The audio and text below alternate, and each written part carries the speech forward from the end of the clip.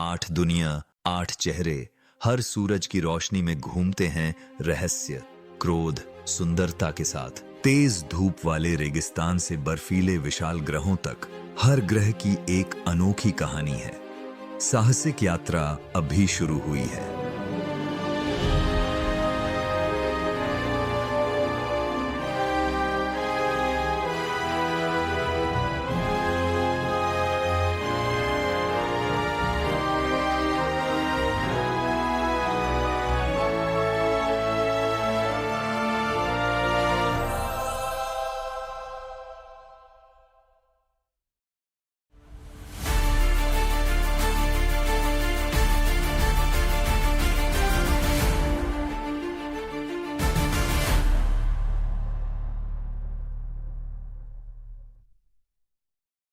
अध्याय 8, पृथ्वी का नाम कहां से आया।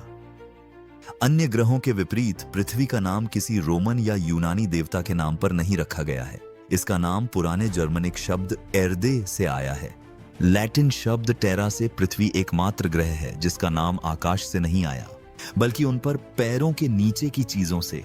हमेशा से यह हमारे मानचित्रों का केंद्र रहा है, हमारे इतिहास का मंच और जीवन का पालना। नीली, जीवित, अद्वितीय, यह है हमारा ग्रह पृथ्वी। अध्याय 2, आकार और तुलना।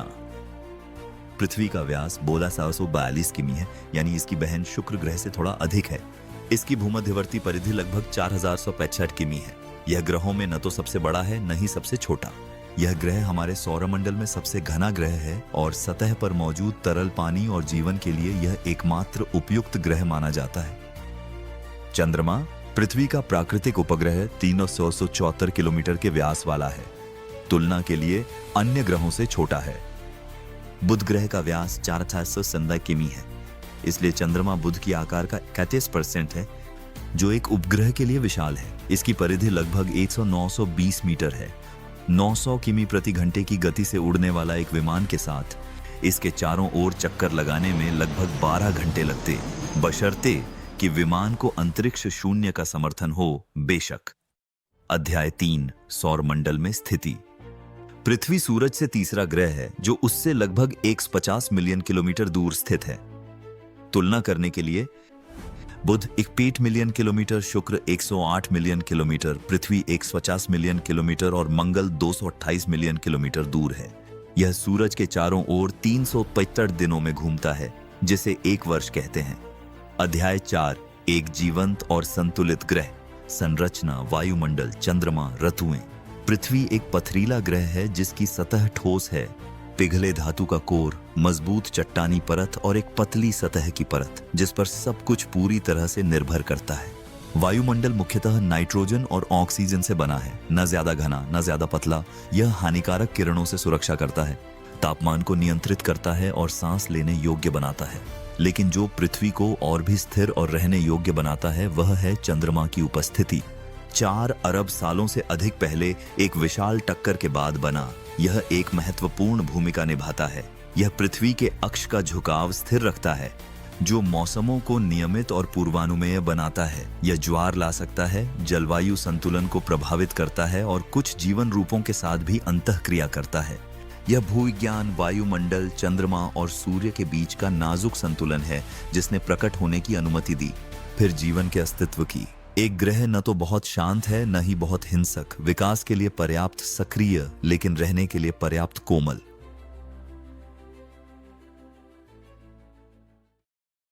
अध्याय 5, मानव से पहले 5 अरब वर्षों इतिहास। अव्यवस्था, पहली जीवन, विनाश और क्रांति। पृथ्वी का जन्म 4-5 अरब वर्ष पहले हुआ था, धूल और आग के बादल में। शुरुआत में यह नरक जैसा था। उल्का पिंडों का प्रभाव, उग्र ज्वालामुखी, अपासनीय वायुमंडल।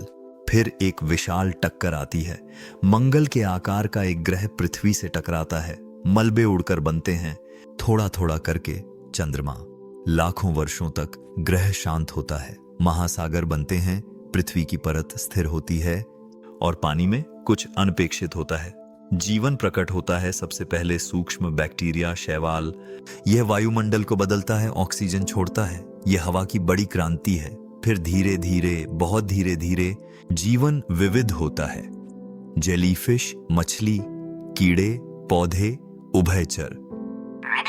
महाद्वीप हिलते हैं, जलवायु बदलती है, पृथ्वी सांस लेती है, विकसित होती है, अनुकूलित होती है। डायनासोर आते हैं, वे 160 मिलियन वर्षों तक शासन करते हैं। 86 मिलियन वर्ष पहले एक उल्कापिंड के प्रभाव तक एक विशाल विनाश और स्तनधारियों के लिए जगह छोड़ी जाती है। एक बंदर के सीधा खड़ा होने, फिर बोलना, निर्माण करना और सपना देखना शुरू करने में अभी दसियों मिलियन साल और लगेंगे। मानव इतिहास पृथ्वी के पैमाने पर सिर्फ एक झपकने के बराबर है, फिर भी एक पल में हमने अपनी दुनिया को बदल दिया। अध्याय 6, मानव का आगमन, वह प्रजाति जो सब कुछ बदल देती है। विकास, बुद्धिमत्ता, छाप। लगभग 7 मिलियन साल पहले हमारे दूरदराज के पूर्वज अफ्रीका में प्रकट हुए। द्विपाद प्राइमेट, जिज्ञासु, चतुर, जो चलते हैं, खोजते हैं, अनुकूल होते हैं। होमो सेपियंस के उत्पन्न होने के लिए अभी लाखों वर्षों के विकास और लगेंगे, लगभग 3000 साल पहले। यह न सबसे मजबूत है, न सबसे तेज, परंतु यह निरीक्षण करता है, सीखता है, संप्रेषित करता है। यह आग, उपकरण, भाषा और विशेष रूप से समष्टिगत स्मृति का आविष्कार करता है। धीरे धीरे मानव पूरी धरती पर फैलता है। यह रेगिस्तान, हिमनद, महासागरों को पार करता है। यह शिकार करता है, तोड़ता है, फिर वे खेती करते हैं। वे गांव, शहर, सभ्यताएं बनाते हैं।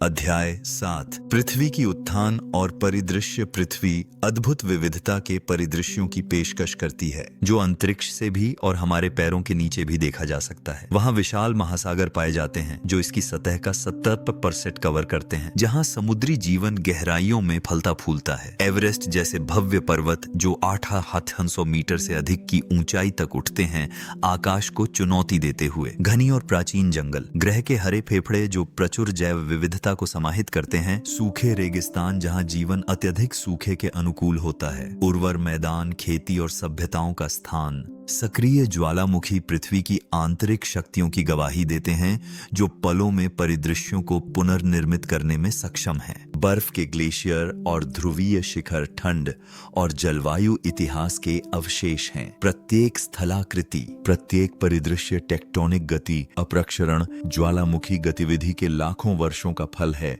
बदलते जलवायु का परिणाम पृथ्वी पर स्पष्ट रूप से दिख रहा है। पृथ्वी एक जीवित कलाकृति है, सदैव गति में परिवर्तनशील।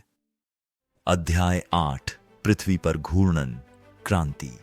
पृथ्वी अपनी धुरी पर नियमित गति से घूमती है। 24 घंटों में एक पूर्ण चक्र पूरा करती है। यही गति दिन और रात का निर्माण करती है। यह पश्चिम से पूर्व की सीधी दिशा में घूमती है, जिसके कारण सूर्योदय पूर्व में और सूर्यास्त पश्चिम में होता है। पृथ्वी सूर्य के चारों ओर 365 दिनों में यात्रा करती है।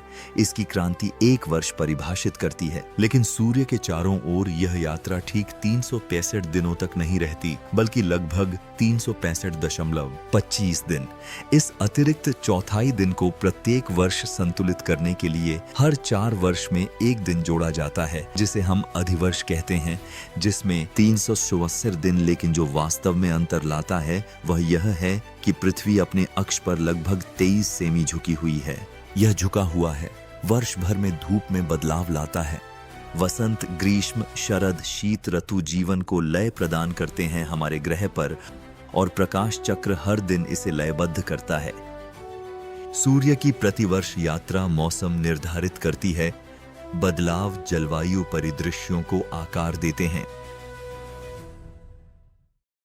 बोनस अध्याय, पृथ्वी के बारे में अक्सर पूछे जाने वाले 3 प्रश्न।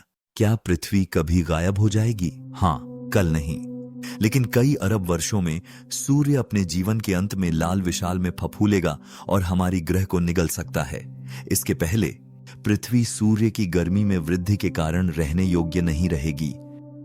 क्या एवरेस्ट वास्तव में दुनिया का सबसे ऊंचा शिखर है? हाँ, समुद्र तल से ऊपर 828 मीटर।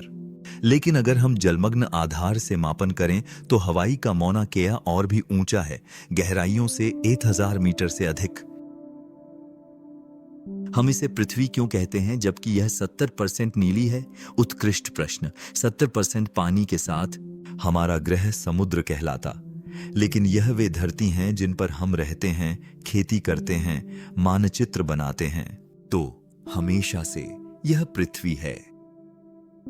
अध्याय 9, निष्कर्ष। पृथ्वी हमारा नीला रत्न।